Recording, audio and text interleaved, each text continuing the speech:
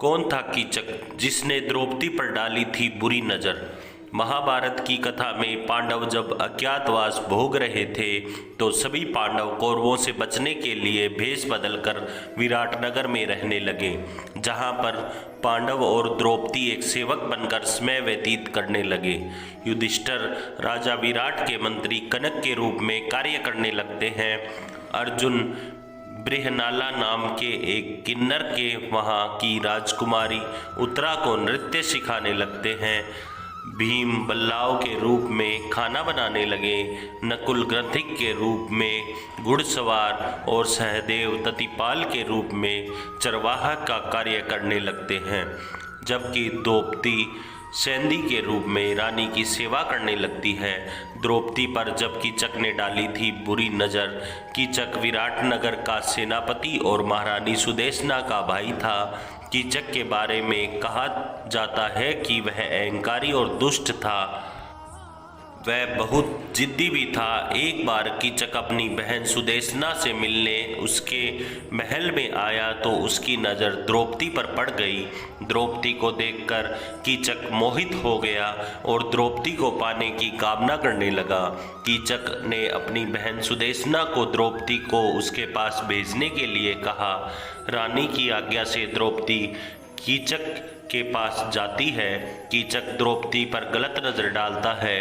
द्रौपदी इसका विरोध करती है और उसे गंभीर परिणाम भुगतने के लिए कहती है। इससे कीचक समझ जाता है कि ये कोई मामूली दासी नहीं है। कीचक को शक होता है। दुर्योधन और शकुनी से कीचक की मुलाकात इसी दौरान शकुनी के साथ दुर्योधन आता है और राजा विराट से मिलता है और कहता है कि उसे ज्ञात हुआ है कि पांडव विराट राज्य में शरण लिए हुए हैं। राजा इस बात से इनकार करते हैं, लेकिन इन बातों को कीचक सुन लेता है और समझ जाता है कि वह दासी ही द्रौपदी है। कीचक इस बात की जानकारी दुर्योधन को दे देता है। कीचक वध की पांडवों ने योजना बनाई। कीचक एक बार फिर द्रौपदी के पास जाता है और कहता है कि उसे असलियत का पता चल चुका है। इस बात से द्रौपदी हैरान रह जाती है। कीचक द्रौपदी को रात में अपने कक्ष में आने के लिए कहता है। उसकी आज्ञा न मानने पर वह राज खोलने की धमकी देता है। इस बात की जानकारी द्रौपदी सभी पांडवों को दे देती है। पांडवों को बहुत क्रोध आता है। तब अर्जुन बताते हैं कि कीचक के मन में राजा बनने की इच्छा है। तब पांडव कीचक वध करने की एक योजना बनाते हैं। भीम और अर्जुन ने बनाई ये योजना। कीचक राजा बनने की इच्छा दुर्योधन के सामने रखता है।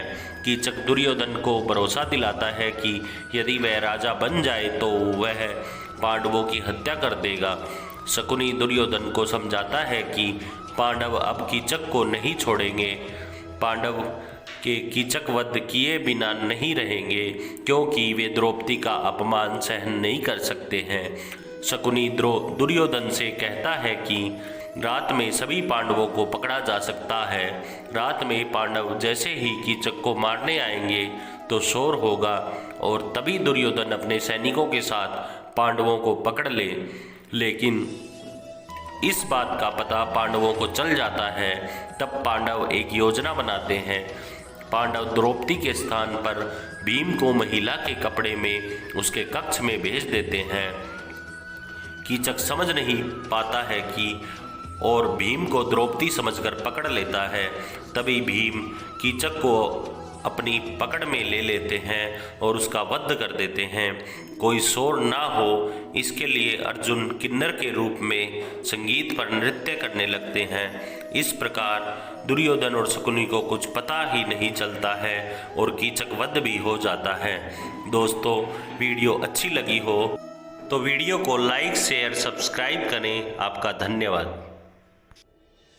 दोस्तों, मेरी ये कथा कहानी किस्से आपको कैसे लगते हैं कृपया कमेंट करके बताएं और हमारे चैनल को लाइक करें, शेयर करें और सब्सक्राइब करें। इससे हमें मोटिवेशन मिलता है। आपको बहुत बहुत धन्यवाद।